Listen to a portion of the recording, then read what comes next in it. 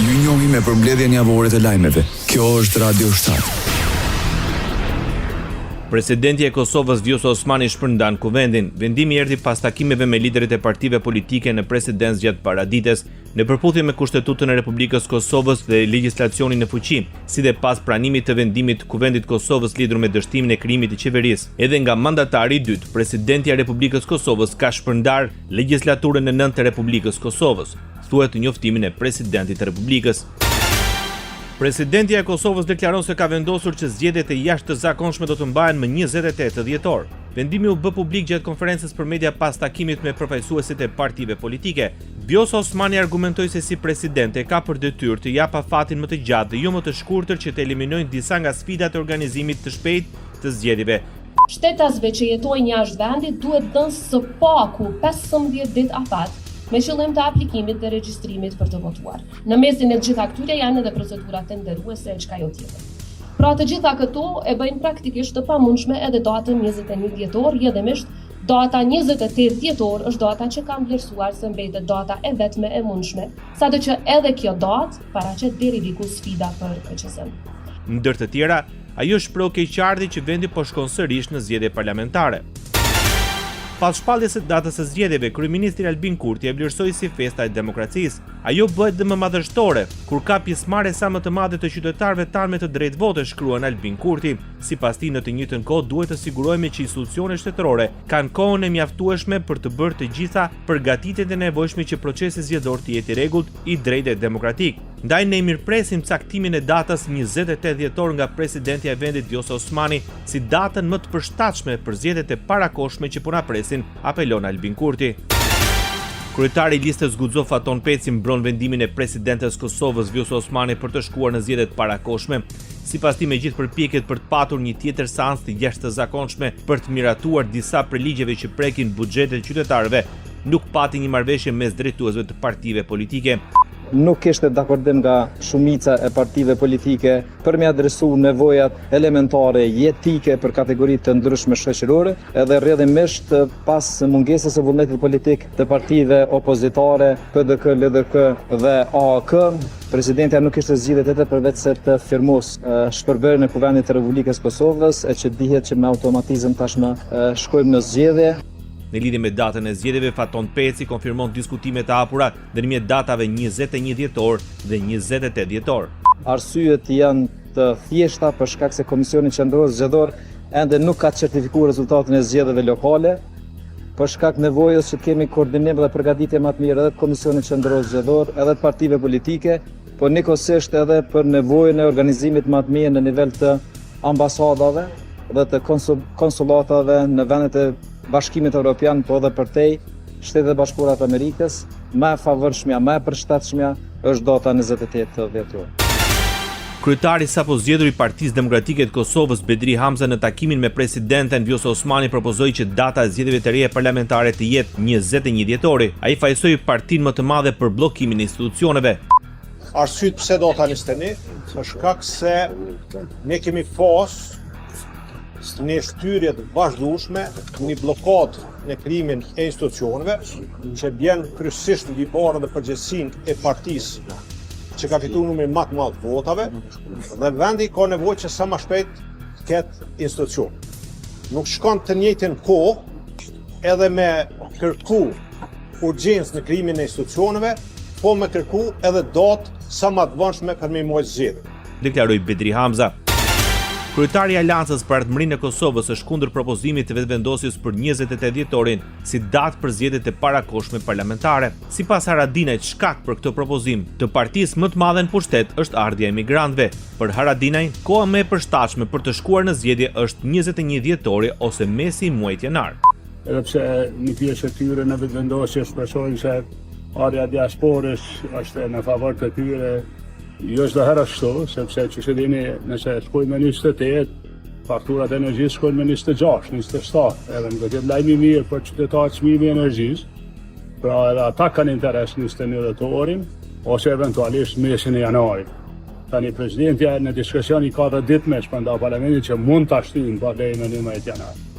Ishte Ramush Haradinaj. Lajmi i keq për Kosovën e komentoi kryetari i nismës socialdemokrate, shpërndarjen e kuvendit. Fatmir Limaj tha se kjo ngjarje tregon pa aftësi, pa pjekuri dhe pa njohuri se si ndërtohet shteti dhe institucionet. Ai fajsoi qeverinë që la punëtorët pa paga dhe që Kosova sot nuk ka buxhet. Mos harroni përgjegjësi kryesor se Kosova sot s'ka buxhet, se sot punëtorët e organizatave buxhetore nuk kanë rroga pajën shtetar. Të atyre të cilët kanë mundur paktën të ndërtojnë një qeveri të konsenzusit, të ndërtojnë një konsenzus për buxhetin dhe të bëjnë një fazë para kalimtare drejt zgjedhjeve të lira. Dhe këto nuk patën vullnet, nuk patën dëshirë dhe fatkeqësisht jemi ku jemi tani na presin zgjedhjet e lira. Deklaroi Fatmir Limaj. Mandatari Glauk Konjufsa dështoi të mërkurën për të formuar qeverinë e re të Kosovës. Ekzekutivi paraqitur prej tij mori vetëm 56 vota pro, 53 votuan kundër dhe 4 abstenuan. Me dështimin e dytë për formimin e ekzekutivit hape rruga për zgjedhjet e reja në Kosovë. Sipas kushtetutës, nëse qeverinë nuk ka rinë ta formojë as mandatari i dytë, presidentja e vendit, Vjosa Osmani, duhet të shpallë zgjedhjet e reja, të cilat duhet të mbahen brenda 40 ditëve nga data e shpalljes. Politik. Kryeministri i Kosovës Albin Kurti mbron qëndrimin e tij se me gjithë krizën politike që po kalon vendi prej shkurtit të këtij viti nuk ka krizë ekonomike ndërsa qeveria është në krye të detyrës. Gjatë fjalës së tij në seancën e jashtëzakonshme në paraqitjen e projekt buxhetit, Albin Kurti argumentoi se në Kosovë asnjë rritje ekonomike nuk ka qenë nën 4%. Ai thekson se rritja mesatare ekonomike është 6% e që për këtë arsye sipas tij nuk ka protesta të qytetarëve, por vetëm ankesa të opozitës. Në Kosovë nuk ka krizë ekonomike, po rrezikojmë të kemi krizë sociale nga kriza buxhetore, financiare për shkak të keqpërdorimeve të procedurave. Le të mos keqpërdorim procedura. Le të jemi në nivel të përgjegjësisë që kemi si përfaqësues të popullit, por edhe si zyrtar të shtetit. Kritika pati dhe për opozitën që nuk ishte e pranishme në seancë. Kjo seancë nuk është thjesht një zgjedhje, është një domosdoshmëri, edhe më shumë se nevojë, nëse duam të jemi ashtu siç na kanë zgjedhur. Pra, përfaqësues të popullit të Kosovës si burim sovraniteti i shtetit tonë të dashur e të përbashkët. Lidhja Demokratike e Kosovës argumentoi mungesën e pranisë në seancë me palishmërinë e saj. Deputeti i LDK-s Armen Zemaj e cilësoi seancën në kundërshtim me rendin kushtetues. Sipas tij, përfshirja e projekteve buxhetore, kredive dhe marrëveshjeve ndërkombëtare në një seancë të tillë është shembull i papërgjegjësisë institucionale. Një seancë që nuk është asgjë tjetër përveç një mjet i zakonshëm populist dhe veprim politik me të cilin lëviza vetëvendosje është mësuar të operoj. Pas konsumimit të çdo forme manipulimi të opinionit publik që nga muaji prill për të fshehur mungesën e numrave për krijimin e institucioneve, sot po provohet ta quajmë ashtu treni i fundit. Një seancë jo legjitime, jo logjike dhe plotësisht në kundërshtim me rendin kushtetues e me logjikën dhe praktikën parlamentare. Bedri Hamza është zyrtarish kryetari i ri i Partisë Demokratike të Kosovës. Ai e ka konsideruar garë demokratike zgjedhjen e tij në konvent. Konventa është organizuar në mënyrën më të mirë të mundshme, ju ishit vetë këtu. Gara ka qenë e hapur dhe kur unë ku mujt me garue, ma në kësaj periudhe ka mujt me garu çdo tjetër kandidat i cili kishte me plotësu onën formale dhe kishte me shpreh dëshire. Dhe normalisht që njerëzit kanë preferenca, edhe kanë drejt me shpreh preferencat të tyre. Hamza tha po ashtu se nuk ka vija të kuqe për asnjë parti kur bëhet fjalë për interesin e shtetit. Sipas tij, Partia Demokratike e Kosovës është e gatshme për të shkuar në zgjedhje. Aktualitet. Agron Qalaj është emëruar ushtruesi detyrës si kryeprokurorit të shtetit në Kosovë. Emërimi erdhi pas shkarkimit të Besim Kelmendit nga kjo opozitë. Vendimi u mor në mbledhjen e Këshillit Prokurorial me 5 vota pro. Pas propozimit për të futur në rendite shkarkimin e ushtruesit detyrës së prokurorit të shtetit Besim Kelmendit, ky i fundit dhe 4 anëtarë të tjerë të Këshillit Prokurorial të Kosovës u larguan nga mbledhja. Ata pretendojnë për palishmëri të mbledhjes dhe pa pasoja juridike për askënd. Ushtruesi i detyrës së prokurorit të shtetit në Kosovë, Besim Kelmendi, përgënjeshtron informacionet mbi përfshirjen e tij në masakrin e Reçakut. Absolutisht, kur një jetë në Komision Reçak deri në vitin 2000. Mund shihni figura çfarë të doni, me çfarë do ekspertize, me çfarë do eksperti vendor ndërkombëtar. Nëse del fotografia ime dhe nëse dal unë aty si pjesëmarrës, jo vetëm se jap dorëheqje sot, po do të talshoj Kosovën, do të iku dhe të zhdukem nga ky botë. Sepse nuk bëj gjëra të tilla. Nuk se kisha pas fare problem sikur të kisha qenë. Sot kisha thënë. por diçka që nuk ekziston, nuk është korrekte as të thuhet. Ai deklaroi se para vitit 2000 nuk ka qenë as gjyqtar dhe as prokuror as hetues. Kur në jetën time s'kam qenë as gjyqtar, as prokuror, as hetues para vitit 2000, kur jam zgjedhur për herë të parë gjyqtar në gjykatën e Qarkut në Prishtinë. E kisha fatin të jem gjyqtar bashkë me 2 gjyqtarë ndërkombëtar dhe një prokuror ndërkombëtar në rastin e Rrçakut, ku është akuzuar një pjesëmarrës në kryerjen e vrasjeve të Rrçakut dhe i cili, fal kontributit tim, është shpallur fajtor dhe sot kemi aktgjykim të formës së prerë për këtë të akuzuar. Mëtej Kelmendi tha se akuzat ndaj tij kanë ardhur për shkak se ka kërkuar të respektojnë ligjet dhe procesi për anëtarët e rinj në Këshillin Prokurorial të Kosovës.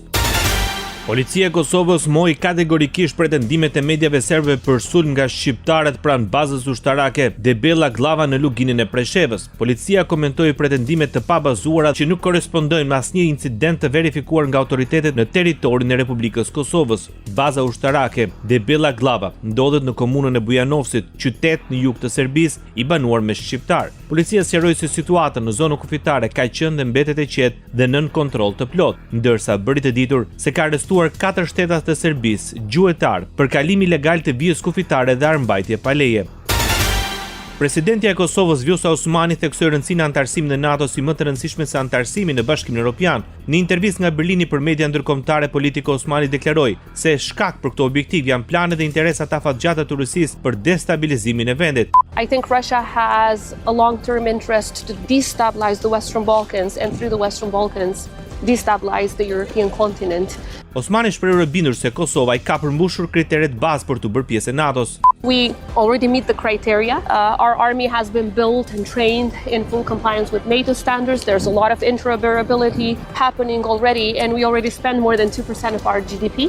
We're planning to double that down in the next 4 years. So we're going to achieve 4% faster than many NATO member states. Ushtria jon është ndërtuar dhe trajnuar sipas standardeve të NATO-s. Ne tashmë shpenzojmë më shumë se 2% të buxhetit për mbrojtje që është kriteri NATO-s. Brenda 4 viteve planifikojmë ta dyfishojmë buxhetin për mbrojtje dhe të arrijmë shpenzimet deri në 4% të prodhimit të brendshëm bruto, deklaroi Vjosa Osmani. Presidentja nënvizoi se anëtarësimi në NATO do të ishte garanci etike për sigurinë e Kosovës dhe stabilitetin e rajonit. Përfundoi dëshminë pranë dhomave të specializuara në Hag Generali Amerikan në pension Wesley Clark. Në përfundim të dëshmisë së tij, Clark konfirmoi se UÇK nuk ishte terroriste. Për generalin amerikan, ushtria çlirimtare nuk pranoi shtypjen dhe bëri të pamundurën për të rezistuar shtypjes ndaj serbëve. Ata nuk janë terrorist. Pavarësisht se kur shkova takoja unë generalet serb, ata më thanë po ata janë terrorist. Ata nuk janë terrorist. Janë njerëz që luftonin kundër një regjimi të padrejtë, i jashtëligjshëm, i cili meritonte të largohej e të zvendësohej. E njëjta gjë po ndodh aktualisht në Ukrainë dhe mund të vazhdojë edhe më tej. Ai dhe njëri që ndroi bindje se Hashim Thaçi nuk është përgjegjës për atë që ka ndodhur në Kosovë dhe nuk mban përgjegjësi për aktet individuale të dhunës dhe akmarrjes. Faleminderit që më dhat mundësinë ta shpjegoja. Ky është mendimi im. E kam ndjekur këtë gjykim dhe i qëndroj bindjes së mëparshme që Hashim Thaçi nuk është përgjegjës për atë që ka ndodhur në Kosovë. Ai nuk mban përgjegjësi për aktet individuale të dhunës dhe të hakmarrjes. Përfundoi dëshminë e tij Wesley Clark. Ekonomi. Oda ekonomike e Kosovës fiton betejën ligjore ndaj zyrës së rregullatorit për energji në Gjykatën Supreme. Konstatohet si e palishme dispozita kyçe e akteve në ligjore të nxjerra nga zyra e rregullatorit për energji. Gjykata Supreme vendosi të shfuqizojë nenin 8 të udhëzuesit për liberalizimin e tregut të energjisë elektrike të datës 18 janar 2017, si dhe nenin 2 të udhëzuesit të ndryshuar dhe plotësuar në datën 13 qershor 2018 dhe 30 tetor 2018. Sipas Odës ekonomike të Kosovës, ky vendim përfaqëson një hap thelbësor drejt vendosjes së një kuadri ligjor dhe regulator më transparent të drejtë dhe të harmonizuar me interesin e konsumatorëve jo familjar. Presidentja e Kosovës kërkon ndihmën e Gjermanisë për heqjen e masave penalizuese nga Bashkimi Evropian. Në një takim në Prishtinë me ministrin e punëve të jashtme të Gjermanisë, Johan Wadeful, Vjosa Osmani kujtoi se Kosova mbetet e përkushtuar për anëtarësim në çdo organizatë ndërkombëtare. Në këtë rrugtim, Kosova ka nevojë për mbështetjen e vendosur të Gjermanisë. Prandaj heqja sa më parë dhe sa më shpejt e masave të padrejta të BE-s ndaj Kosovës të cilat janë në fuqi nga qershori 2023 dhe ndikojnë shumë negativisht në jetën e qytetarëve tonë, është një urgjencë e domosdoshme për që shpresojmë në përkrahjen e Gjermanisë. Në konferencën për media, Osmani tha se Kosova synon antarësim në Union, jo si bar, po si kontribut dhënëse. Dua po ashtu të theksoj se në frymën e bashkëpunimit të jashtëzakonshëm në mes vendeve tona dhe marrëdhënieve të shkëlqyera bilaterale, sot në Kosovë shërbejnë shumë ushtarë gjerman në kuadër të KFOR-it. Në emër të qytetarëve tanë ju falenderoj për kontributin e çmuar për paqen, sigurinë dhe stabilitetin e përbashkët. Gjatë takimit kam riteksuar se Kosova mbetet e përkushtuar ndaj orientimit të saj strategjik, antarësimi në NATO, në Bashkimin Evropian, në Këshillin e Evropës dhe në çdo organizatë ndërkombëtare që forcon pozitën ndërkombëtare të vendit tonë. Sepse si shtet gjithnjë kemi mbrojtur vlerat mbi të cilat janë ndërtuar dhe funksionojnë këto organizata. Në gjithë këta mekanizma ndërkombëtar, ne synojmë të hyjmë si kontributdhënës e jo si barr. Thirrja për bizneset gjermane është që ta shohin Kosovën si vend për të investuar. Bashkimi Evropian kushtozon progresin e Serbisë në antarësim dhe me zgjidhjen e plotë të rastit Banjska. Komisioneri Evropian për zgjerimin Marta Kos deklaroi në Bruksel se progresi drejt Bashkimit Evropian mbetet i kushtozuar me përmbushjen e detyrimeve politike të parashtruara nga vendet anëtare, në qendër të cilave është zgjidhja e plotë e rastit Banjska. Në një takim me gazetarët në kuadër të forumit të zgjerimit të BE-s, Kosu shpreh se zgjidhja e rastit të sulmit në Banjsk, miratimi i ligjeve për median, pastrimi i listës së votuesve dhe reformat janë kërkesat kryesore të vendeve anëtare që duhet të përmbushen përpara çdo hapi të ri në negociata. Kos shpreu kritika të forta dhe ndaj politikës së dyfish të Serbisë. Në lidhje me krizën energjitike dhe sanksionet ndaj kompanisë NIS, Kos premtoi ndihmë për Beogradin, por nënvizoi se shkëputja nga varësia e Rusisë është e pashmangshme. Ndoqët për mbledhjen javore të lajmeve. Kjo është Radio 7, zëri pozitiv i qytetit.